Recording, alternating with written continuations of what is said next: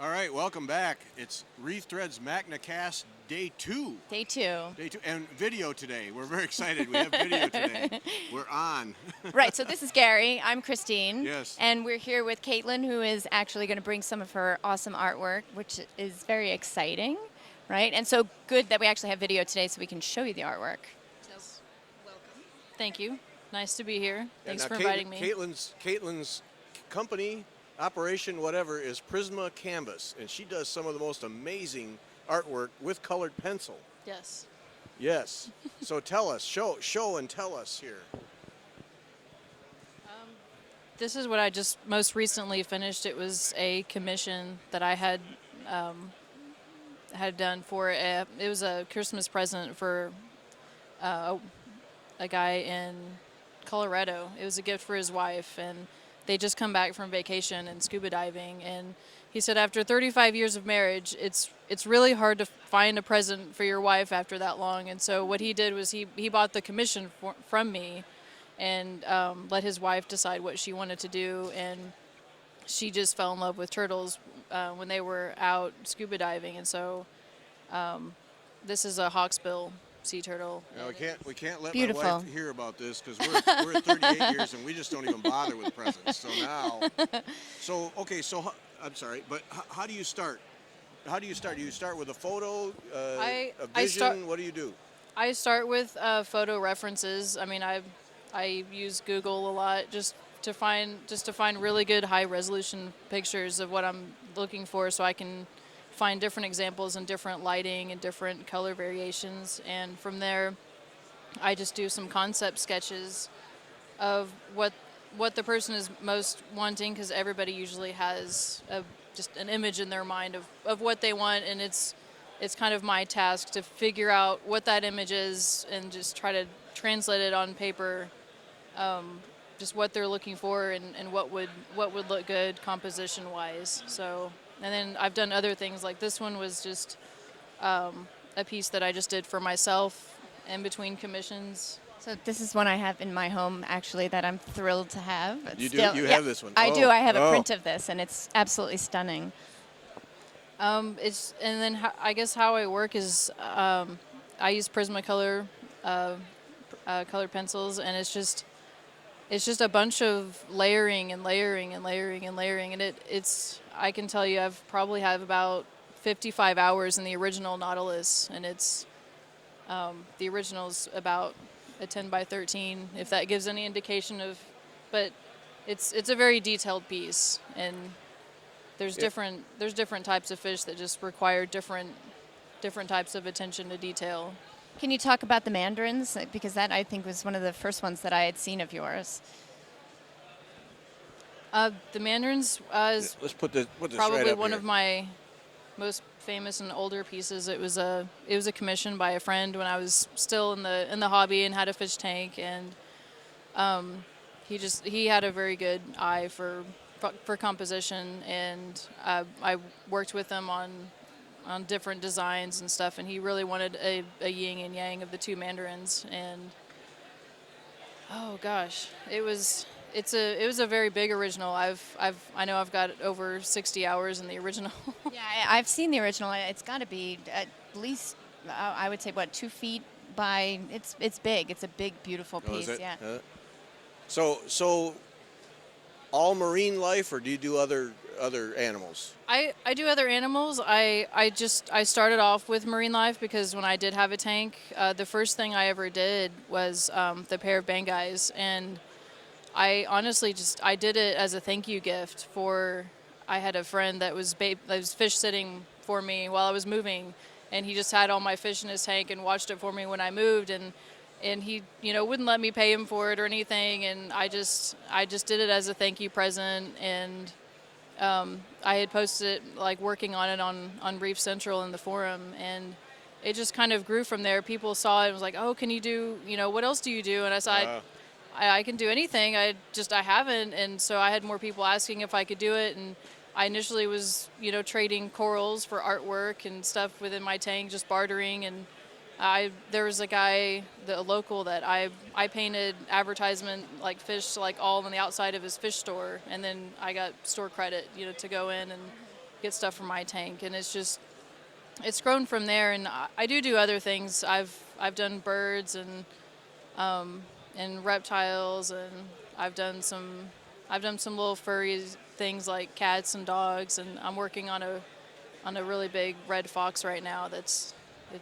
taking a long time to finish, but I'm learning how to do right now, how to make hair that actually looks believable, and it's doing one strand at a time, just over and over and over, just to get it. And the end result is worth it, though, and it's a similar process of what I did the Nautilus shell with. And if you've ever get a chance to see the original actually, the shell actually has its own texture from the layering going one direction over and over and over for hours. That it really does. In the original, it really looks like it's popping off the paper, and it wasn't something I did on purpose. It just happened. So each one of these is really an adventure in color for you then. I learned something new with every project that I've done. I've either learned just different colors for shading, for texture, just different color blending. I mean, I'm pretty much self-taught, other than just taking the normal high school classes. And so I really enjoy commissions, because it gives me an opportunity to learn new things that I wouldn't normally try on my own, because it seems too intimidating sometimes. And what makes you do colored pencil versus paint or something else?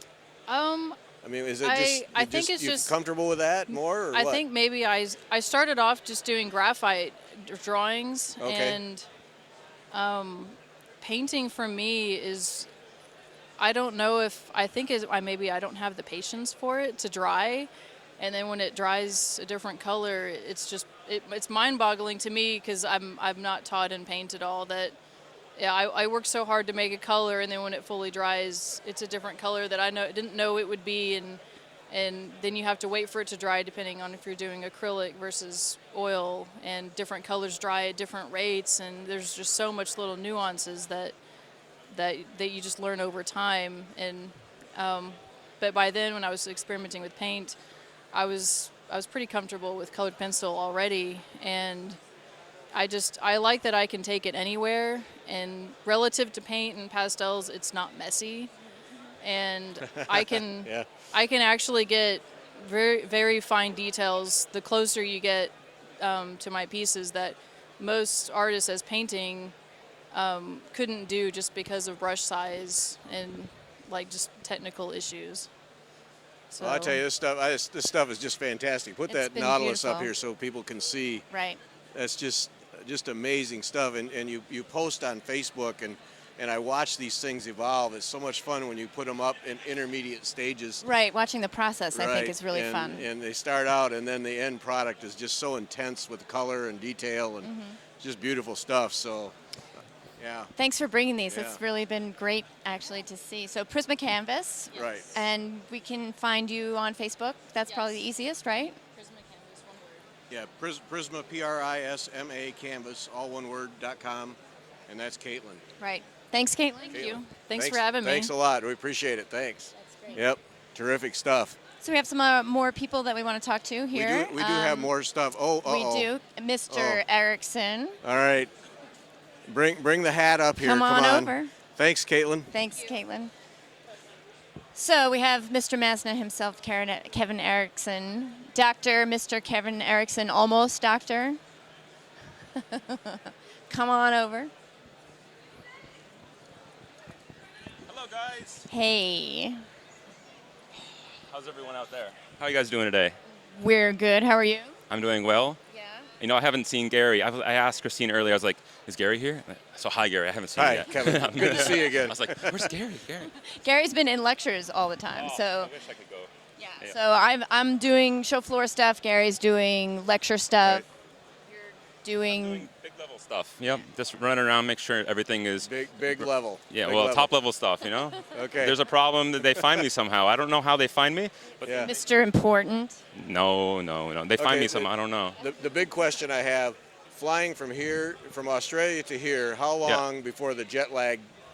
So this year I had the opportunity that I took a couple weeks ago actually to adjust to California time very slowly over that okay. past period. But Normally, yeah, I arrive a couple days early so that I can go ahead and just stay up as long as possible. But West Coast to Australia, West Coast America to Australia is only about 8-hour time difference. So I say that, but it's actually the other way around the planet. Right. But I just gain that day coming here. So Yeah. going yeah. home, I lose that day. So I leave on a Sunday and get home on Tuesday. Yeah. Yeah. Okay, so in a successful MACNA, I think, this year. Seems to be going well. Today, particularly, there's a lot more people. The California crowd is used to particularly attending for a day or 2 days, and we saw a lot up front, a lot more full conference pass sales, and we're glad now to see all these people coming in from the local community. Friday, all the locals potentially were working, so we saw a lot of the traditional people that we love and know. And then today, for example, I love to see all these kids around, running around. It's a lot of fun. There's a lot of tanks. They put their noses right up to it. The California crowd hasn't seen us in 15 years or so. I think it was like 1990 something. So it's been a long time. Yeah, before I attended a MACNA. This is only MACNA number 7 for me. So, but it's a great show so far, and we have a great banquet tonight. It's going to be a funny banquet, and so we have a comedian, and I think it's going to be a great success for California and the local club, the San Diego Marine Aquarium Foundation. They're doing a great job as well. Yeah. I agree. I think it's been so far a pretty good show. Yesterday was quiet. It was a nice Friday, but today all of a sudden it feels like it's exploded. And I have noticed a lot of families. It's really been a family attraction here. Yeah. That's Yeah, great. it's been really good. I have a planning meeting in a couple of minutes that we make sure that we have a good type of roast tonight. Not a roast meat, but a human roast. I'm not sure if you call it that, but a Joe roast. We call it a Joe roast. A Joe roast, okay. Yes. So Aquarist of the Year, I'm assuming you're talking about. Yes, the Aquarist of the Year. And so we decided last year to announce that earlier because we want to make sure that whoever that Aquarist of the Year is, that they have the opportunity to walk around the showroom floor and get recognized for all 3 days they're here. So anything else you guys were looking for? Well, next year is in New Orleans. I can say now, yes, it's in New Orleans, yes. 2017, tickets start $99, and it's going to be August 25th to the 27th, and hotels start at $149. Yeah, so a week before Labor Day. And then the usual $99 for tickets for the next week or two, and then it goes up, or how does that work? I would say $99 for the next less than 100 hours. Okay. Yep. So if I'm not sure when this is going out, but if it's past September 15, I can't guarantee that it'll still be $99. We'll bump up to the next price point. But if you're watching this or listening to this before September 15th, definitely buy as soon as possible. No matter when, just buy right now, and it will be the best price possible. Right. So. And then tickets for those who are not here are at MACNA Conference. MACNAconference.org/2017, or you can just go to the homepage, MACNAconference.org, and click on 2017 Yeah. All Cool. right. Thank you very much, Kevin, guys. Appreciate it. Thanks, a lot. Kevin. Yep. Terrific. Yes. Mr. Ross, Oh, wait. Uh-oh. why don't you come and join us? Yes. Richard Ross next. Mr. Ross with his giant Richard Ross, backpack. who's now going to tour the booth to get up here. Yes. Yeah, no, we got all day, Rich, really. Richard, who's carrying a small human being in a backpack. Yeah, no, take your time, Rich. We got all day. We're just here. We're just here killing time. Yeah, knock stuff over. Yeah.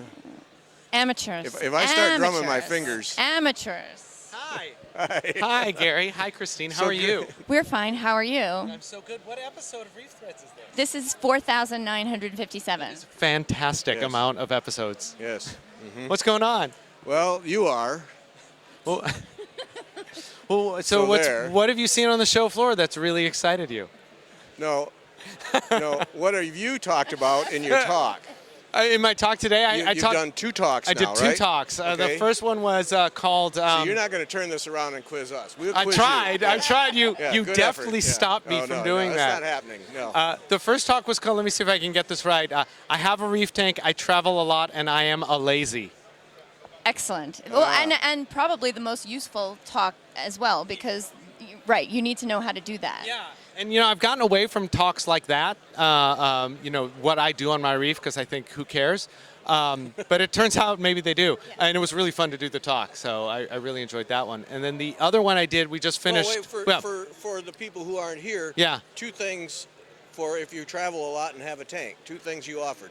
2 things I I what? You offered 2 tips. You Two offered tips I offered. I to the crowd in your presentation. you can trust an apex, Okay.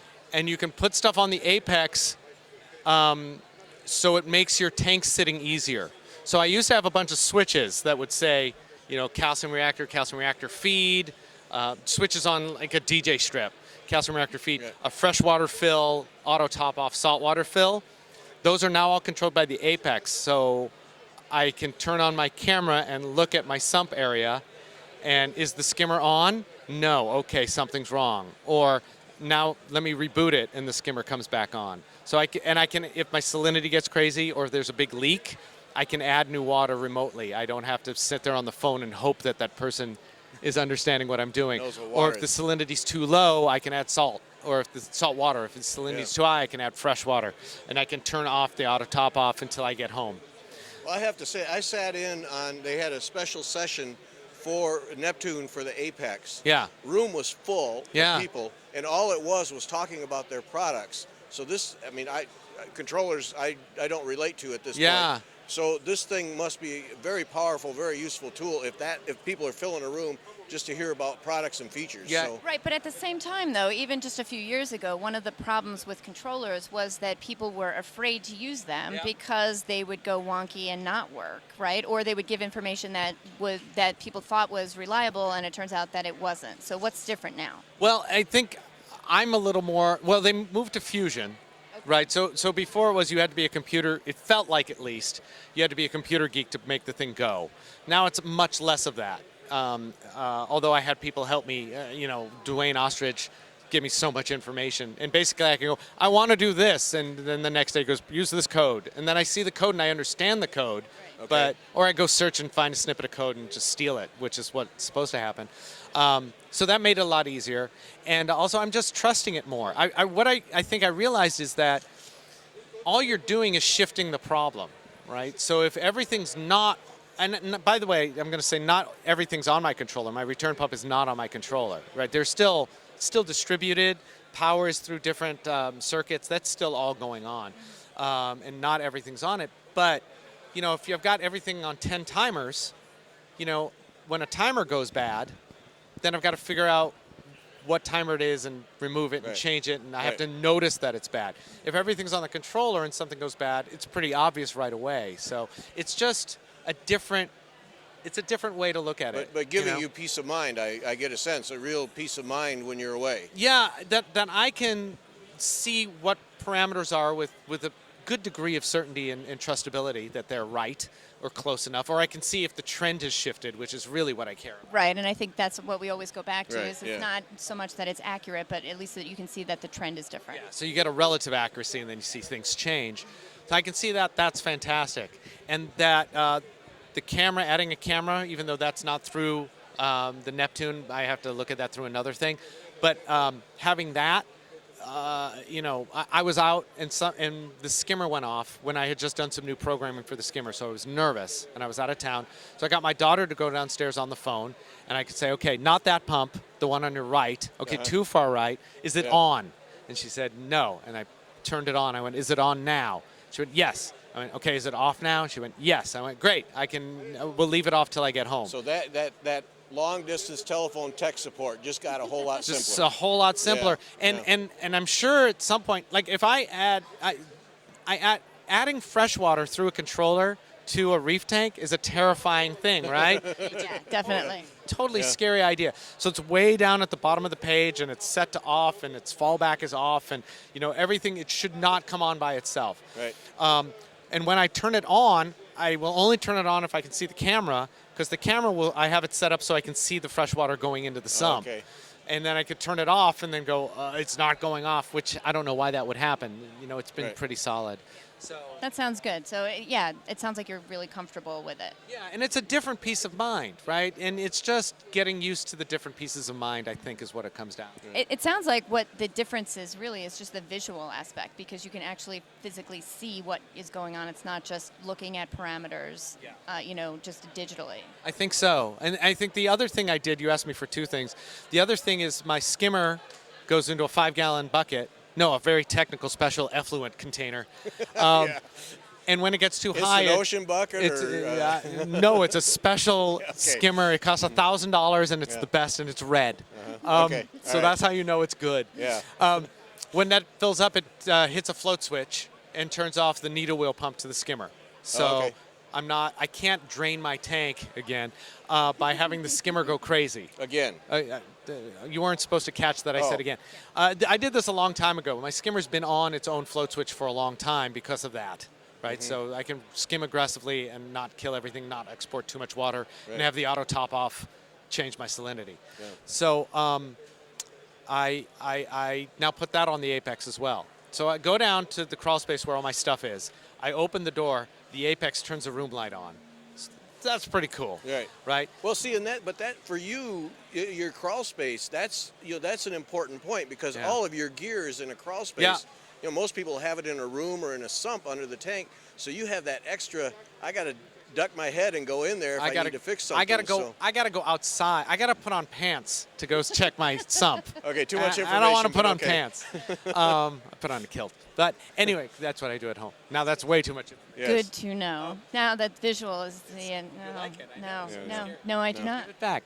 But now that float switch is controlled by the Apex. So when that effluent bucket gets full, I get an email that says your skimmer stopped working, which is what I want it to say. So I know if I'm on the road, oh, my skimmer's out. I don't have to do anything for a day, or flip open the app and press feed cycle C, which drains the effluent bucket.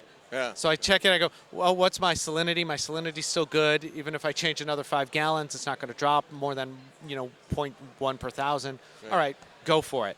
And it's kind of great. It's just kind of That's just kind of fantastic. great. And then flipping a switch. I used to have a switch I would turn to drain the skimmer effluent, and it would, it was like a jacuzzi timer, but it Oh. worked backwards. So Uh-huh. it would turn the pump off once it clicked. Because how many times you leave that pump running when you Right. walk away and do something else. Right. Now it just goes on when I press feed C. It turns that skimmer effluent drain on for 30 seconds, and then it stops. It's it's feeling like using the automation for a lazy like me has started. Now Right. we just make sure all the companies work together, Right, and right. and communicate integrate. with each other and integrate yeah. and cross-platform. Then we're all going to be happy. If we start getting little fiefdoms of, my product only works on this controller and only works on this controller, it's just Yeah, going it to screw breaks everyone. down. But see, this is appealing to me because you talk about being a lazy, but for me, I don't have a tank running right now because of remodeling we're doing. Gary's not a lazy. But- Gary's the opposite of a But lazy. Gary see- is the but see, anti-lazy. For me, it's when I have to travel a lot. I'm gone probably as much as you are, Yeah. and I'm relying on my wife, and it's that same tech support thing. Something doesn't sound right. Well, try this, see this, and so on and so forth. And so for me, I can see immediately a comfort level, because just going away here to MACNA and not having a tank running and my wife at home, I have to say, is relaxing. Yeah. I don't feel that background tension that Yeah. something could be wrong, and she's stuck with a floor full of water. Right. And this is a new level for me. When I was on a trip once, and I was really worried about the tank for whatever reason, Libby, my wife, she goes, okay, look, just assume you're coming home to Coral Soup. Because if something happens, there's nothing you can do anyway. So Right. just assume you're going to come home to Coral Soup. Yeah, okay. And then I had a really nice vacation. Didn't think about the tank anymore. Now, every day I get a little text from the monitor that tells me what's going on and all the parameters. And if I'm in Wi-Fi, I can look at it. So Right. it's all, and it's been years in the making. I first got the Apex, and it was only to turn off the lights if it got too hot, Yeah. which yeah. was great. Now I have LEDs. It's not even, that never happens an issue, anymore. yeah. But it's kind of great. So I collected the pieces over time. It wasn't like I went out and spent a ton of money to get Right. it all. But now I would be looking, how much money do we have invested? My tank's big.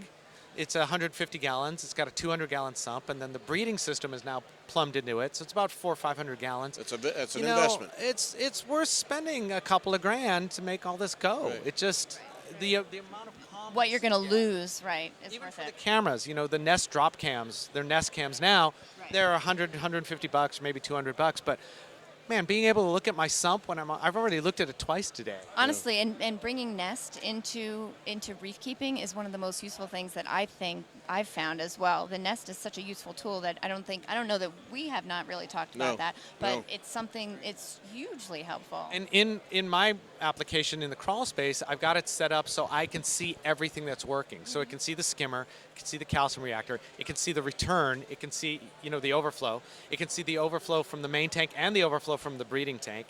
It can see the skimmer exit, the effluent, so I can make sure the skimmer's running.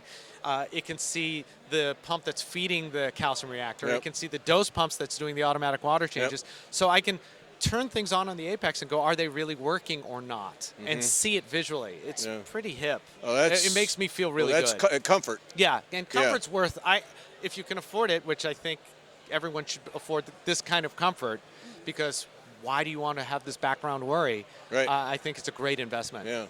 All right, and then the second talk, you and Sanjay had a lot of fun. We did. Yes. We with did. the silver bullet solutions to reef keeping. Yeah. Did you see it? Were you there? I was there. Oh, yeah. Thanks for coming. So I think you offered 5 silver bullets. No, there are none. There are no There are silver none. no silver bullets. None. There are no silver bullets. Yeah, so that was fun. Yeah, you guys had a good time. Ginger and nano bubbles. Nano That my favorite. Yeah. Nano bubbles. Oh Yeah, boy. that's the key to everything. Is Yeah. nano bubbles. And yeah. what we tried to do in this talk was kind of dissect why they work, or not why they work, but why people think they work, why they become tenacious. So it was kind of fun to walk through that with Sanjay, and also realize, what people sometimes don't understand is, why isn't there a watchdog on products? I get this a lot. Why isn't somebody testing them? It's like, well, because there's no money, there's no institute that does that. There's no MACNA fund, hint, to test products. Well, but it's also human nature. We want to believe in something, and we want to believe that something is going to work. So we're going to be completely working against our own nature to do that, right? But the reason I don't talk about particular products is because they'll sue you. That, yes. And even if they have no lawsuit, if they threaten to sue you, then you're out money already. And then if you want that money back, you've got to go to court and win. So even the threat of a lawsuit is enough to get people to shut up, and that's terrible. But since there's no product for nanobubbles, we could take it to town. Right. Yeah. That you can rip apart. And there's some stuff that seems to work, and some of the claims absolutely make some kind of sense. Whether you can't get the same effect from other means that might be easier, sure. Like skimming, because pH, raising pH, you could just I put an air line into my tank and bubbled air, and my pH went up 0.2. So, do you have to do nanobubbles? Probably not. Then there's some claims that are just, the hardening, it makes, freshly molted inverts carapaces hardened. That was the best one. How can you say that with a straight face? Nanobubbles, Nanobubbles make shrimp carapace harden faster. I don't think so. Possibly say that was true. Yeah. First place, I think you have to actually see a molt happen. Right. Which, how many have actually seen one? And then you have to do it and test the molt. Yeah. And test the recovering molt, right? That's the thing. So then you got to do some kind of pressure test to know the hardening. So on the shrimp that's trying to not die. Yes. So I don't mean it's not possible. I just mean there's no way anyone's tested it. And if they have a paper that they can show us. Oh yeah, they'd have a paper, guaranteed. Yeah. Cool. Well, that sounds like that went really well. Yes. It was entertaining, fun. Yeah, the crowd enjoyed it. Yes. Thanks. You're welcome. Thanks for talking to me. Thanks. Yeah, appreciate it. All right, Rich Ross, giving us a little time. Appreciate that. Outstanding. All right. Yes. So. Oh boy. Next up, we have Miss Felicia. Well, she comes with paper. Yes. Because we talked about it on the regular Reef Threads podcast, and I realized when we had video this time that I'd bring it over here. Outstanding. So Felicia, that was 3-4 weeks ago you were on with us. Not too long ago. Maybe a month and a half ago, I think. Might have been. I think so. Okay, first question is, how's the new job? It's great. I love it. I've just Okay. been super busy, but doing engineering consulting. So it's like something different every day. I'm in the biomedical engineering group, so I do a lot of biomedical device work. A lot of polymers work, and materials engineering is what my degrees are in. So In our world, super busy. That's called job security. oh yeah, Yes. no, it's good. It's Yeah. good. We've been very busy, and in consulting, that's very good because that means the clients are having us do things for them. So Right. yeah. So hold What'd it you up here bring? because beautiful tank. Yes. So Yep. I brought it because it's over at the Reef Hobbyist Magazine booth here at MACNA, and this is what we were talking about on the last podcast. This is the Right. the magazine cover. These are my lionfish in my 40-gallon breeder tank. That's a full mixed reef system and a predator reef, and I think there's a whole feature in here as well, so you can grab it. I loved your Facebook picture of a whole booth devoted to you. Yes. Yeah, they made me do that. It's like the whole booth of Felicia. But yeah, it's completely free at the Reef Hobbyist Magazine booth, and you can grab it. So yeah, I thought I'd show it off since last time there was no picture, just sound. Right. Oh, that's excellent. So tank's going well. New additions, something from the show here to add to it? Yeah, I'm running out of space, but I'm starting to try to think about ideas for upgrading. That's been my plan kind of since the new job. Maybe a little slower than I originally thought because I've been busy, but eventually I'd like to get a little bit larger tank for the lionfish. Thinking something like a 120-gallon range. And actually that's a big upgrade, right? So mostly I've been scoping for ideas for that because I'm kind of out of space for livestock, but I have picked up a couple select things. I've got like a yellow frilly sponge that I thought was cool. I like the softies and the sponges and some of the really weird stuff. Been admiring the gorgonians, and I picked up some long polyp toadstools. Beautiful. Yes. Yeah, and so easy to keep too. I know. And they're so much better with the predators since they put out so much the nutrient issues in that system, having the predators and the feeding. So it's much better to do something. They do, and they actually do better, I think, in that kind of system. So they'll do really well. Yeah, they really thrive in that kind of environment. So those are the things I've found that work well, and so I'm sticking to those. Excellent. 120. That's a perfect size. The dimensions of a standard 120. That low and wide. Yeah, because my living room's tiny, so I can't really get something that comes out too far or it really cuts into the living space. But I've got a nice big long wall that the tank's already on, so I figured just kind of double the length, and with maybe get a couple more lionfish and just have it be islands again like I have, but longer. I think would be really neat look. So that's what I'm kind of thinking. Tiny living room doesn't matter. No, just walk take around over it. the whole living room. Walk around it. Yes. I'm still trying to convince myself that I'm not completely crazy and that I'm like Why? gonna. Why? Yeah, I'm still trying. I'm trying to be like, I'm not a complete fish crazy person. We still have living space in my house. We'll see how much longer this lasts. No. Just give into it. Just do it. Just give into it. Just do it. Don't rationalize. Just do it. Yeah. Yeah. At some point, I'll probably like give up and be like, I cave. Just cave. Just own it. Just own it. I already own that I'm like a total nerd because I was telling everyone that I was going to MACNA, and people that don't have aquariums are like, wait, like they all thought I was going to a conference for work because I'm in engineering, so you go to those conferences and they're like, wait, you're going to a conference like voluntarily that you paid for yourself on what? And I'm like, aquariums and fish, and it's amazing. And they're like, that's a vacation for you? And I'm like, yes. Yeah, I run into the same exact thing. Right. Yeah. I'm like, I'll own it. I'm like, reefer, PhD, way too nerdy. Yep. I'll take it. Just have them call us. We'll tell them that you're normal. Yeah. It'll be all right. Normal here. Yes. Normal in this environment. Yeah. That's not very normal at all. Hang out here so I can hang out with my people. Right. Well, yeah. Got it. all right. Hey, Felicia, thanks for stopping by. Appreciate it. It's Thanks. nice to chat with you again. Yeah, and see us face to face, which is fun. Yes. Well, we're not even used to it. I don't even want to. It's weird because we're sitting here, we're looking at each other, and we never do this. Right. So when we record, even in person, it's funny because we'll sit here and we'll both stare at the table because we're not used to even actually looking at each other. Don't know how to behave. Yeah. Ramon, come on over. All right, Ramon. Well, just a parade of guests today. This is fun. Yes. So, Ramon Villaverde, why don't you come on over? So, you were talking about food culture, yes? Well, aquaculture in general. Okay. Cultures and raising marine ornamentals. Okay. So That's good. Yeah, it's That's fun stuff. kind of a hot topic these days. It has been a hot topic. This has been a pretty busy year for aquaculture activity with marine ornamentals. And what have you done in terms of raising ornamentals? Raised the Pomacanthus angelfish. We initially started with Rising Tide Project, and so we were sending eggs down there several years ago, and they did. We should say sending eggs from where to? I'm sorry, sending eggs from Clem Zoo and Aquarium. Yes. Down to Florida, University of Florida Aquaculture Lab. And they did some genetics on our eggs that we send, and we have several different species.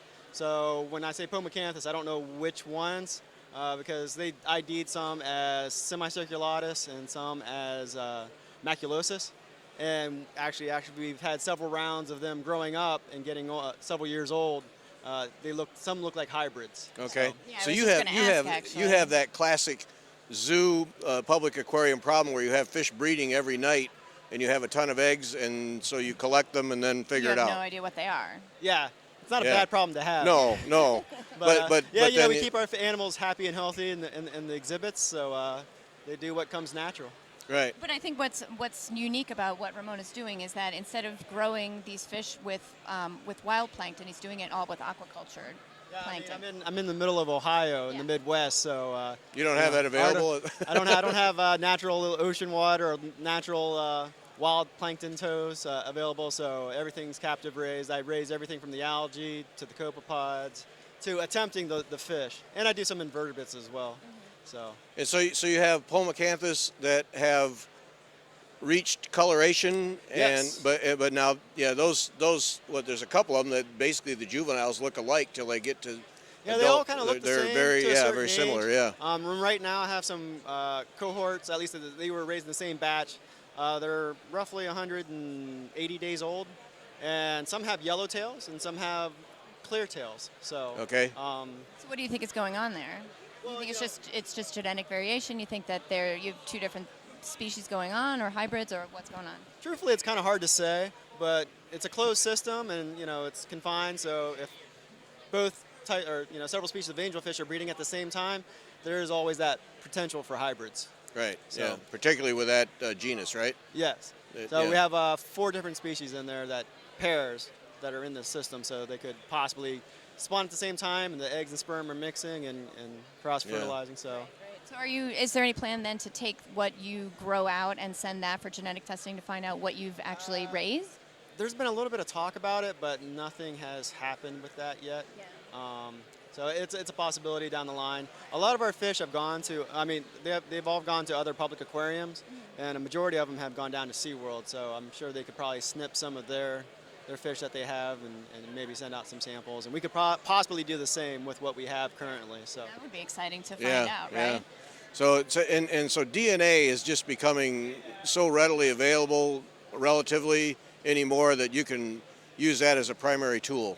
yeah, it's a very helpful tool. Well, The it's researchers. Pretty hard to argue with the results. They Yeah. did the work, so it's take the opportunity to utilize it. Yeah.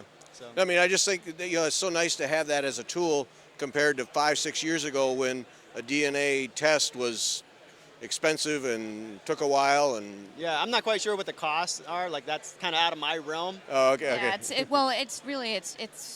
it's back in the day it was just really long to do. It was Yeah. arduous to do. Now it's all automated, so it's a lot cheaper to do and it's just faster. Right. So what used to take us days and days to do, you can do in an afternoon. Yeah. So that's exciting stuff. Yeah, it's fun. Yeah. Yeah. Good for you. And so Now- another hope is to actually get eggs from other institutions that they're raising or they collect, but they have no capabilities or infrastructure to raise them, and maybe hopefully get some stuff shipped to try something different. But I still have a lot of species in the tank that are reproducing that I haven't been able to raise yet. So a lot of them are tangs. So Oh, are they? That's Oh, pretty okay. good because that's a hot. yeah, the work that they did in Hawaii and Florida, it's great work, and I want to hopefully duplicate that. So Yeah. I mean, that's exciting that because there are tanks all over the world that fish breed every night, and now we're finally getting to the point where you can do something with those eggs. You can get something out of them. right, yeah. usually they just go right up into our filtration system. So Right. yeah. And when I don't try to raise them up, I actually I hatch them out and I use them as live food in my coral system. So There you go. Right, which is, and that makes sense too. So, I let them go to waste. That's right. That's right. Protein. Yeah. well, All thanks right. for coming over. I Yeah. appreciate it. Appreciate it. Yeah. Thanks. We'll see you All in right. a little while. Yep. Sounds All good. right. Yes. And who we got next? Oh, we have Don, We got. Mr. No, Don. we have Rising Tide. Oh, we have Rising we Tide have- too, actually. Yes, come we on just. over. This is fish breeding. This is the fish breeding segment of our show. Hi, Judy. Come Yes. on over. Yes, this Yes. is the good part. Hi, everybody. Welcome, Judy St. Ledger. Yes. So you want to talk about Rising Tide? I would love to talk about Rising Tide. Let me steal this. Yeah. Oh, give me the mic. I got it. now. I got this. Ah, Okay. This is so important. So I'd like folks to know that Rising Tide Conservation is a nonprofit organization that's really committed to changing availability of aquacultured marine fish into the hobby. The way we do it is we collect funds, welcome to the nonprofit world, and then we take those funds and use them to support university and Oceanic Institute and Research Institute folks who develop the techniques for rearing difficult to rear marine ornamentals. But that's not the end of it. It's great to have first rearing, woo, we did terrific. But then we have to go one step further and get from, we can do it once, to people in production can do it 1,000 times or 100 times every week of the year. So we can make these available into the normal retail stream. So that's what Rising Tide's about. And the way we do it is by working with the stakeholder pool. Researchers, wholesalers, aqua farms, retailers, interested folks from the hobby industry, basically amazing people that just want to make sure they're doing sort of amazing conservation things as part of their aquarium hobby.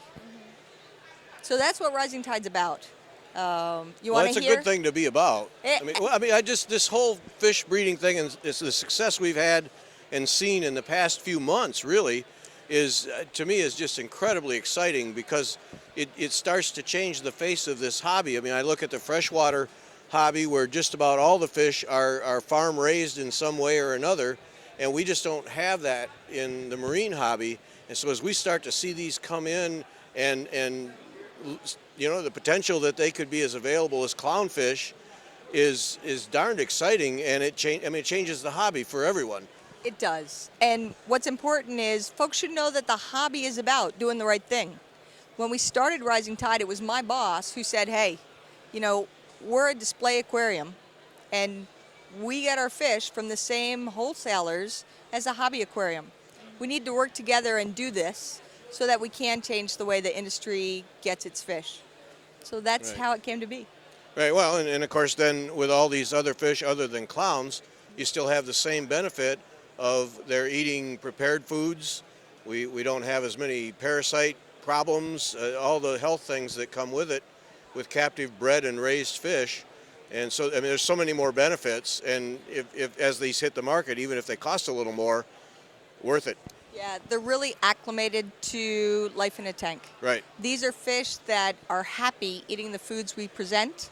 They're comfortable with the tank environment, and sometimes we actually see a change either in aggressive natures or secretive natures. So fish, a great example is the Yasha goby. Those gobies in the wild are they're shy. If you go over to the Quality Marine tank today, they come out to see you. Yeah. It's just a different world. Right. See, that's game changing there. That's just terrific. Well, Judy, thank you for Thanks stopping so by. much. Thank you Yeah. so much for having me. And You're congratulations on all your efforts. That's great. It's a lot of qualified researchers doing the work, and it's everybody working together to make it happen. Yep. Thanks. Terrific. Thanks a lot. Yep. Thanks. Let's see, Don Davis was here somewhere. There he is. Was. Yes, there he's coming. He's on his taking way. the long way around the booth. Yes. Here comes Don. Yep, let Don through. We should say, too, the booth is very, very crowded at the moment. Yes. It's Saturday afternoon. It's busy. Come on over, Don. So our longtime Reef Threads friend, Don Davis. All Hi, right, Don. well, good to be here. Hi, Gary. Thanks. Hi, Christine. Now you, MACNA Week, you have done the MACNA Week thing because you've been in Hawaii.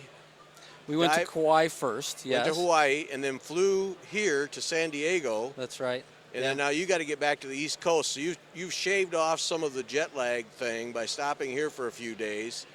Yes, kind of. Yeah, but now you had a lot going on in Hawaii because you ran a half marathon, did some diving, Some snorkeling. Snorkeling, yes. yeah. Yeah. Did a bit of it all in this trip. So it's been all mostly aquarium related. You talked about my wife Jackie before, and she's been with me the whole trip, and she's out relaxing a bit in the room. So taking a little bit of a break while I'm hanging out here and checking out some of the talks and some of the exhibits. Yeah. Yeah. All right, so now Snorkel Bob would have us believe that the reefs are a disaster in Hawaii. Are they? Well, it depends on But what I don't want to hear depends. Depends on what you look at. I don't want to hear depends. I mean, they definitely have coral. I mean, they have some coral, but it's not dense like some of the pictures I've seen today from like Richard Pyle and things like that, where he's taking, mid-level pictures of, coral reefs. You don't see that normally, at least where I dive. So, Right. where he's diving a little bit deeper, he would see it. I would think, the snorkel bob thing's a complete over exaggeration. Oh, really? Right? But you think so? yeah, exactly. But we did go. We've even been in his stores. We've taken the risk. You've mentioned it before on the show that I've taken the risk and at least walked in the store to kind of understand, what his perspective is. But he's completely a bit off the farm, right? So Yeah. So what was that like, actually? Did you feel like a trader walking in there?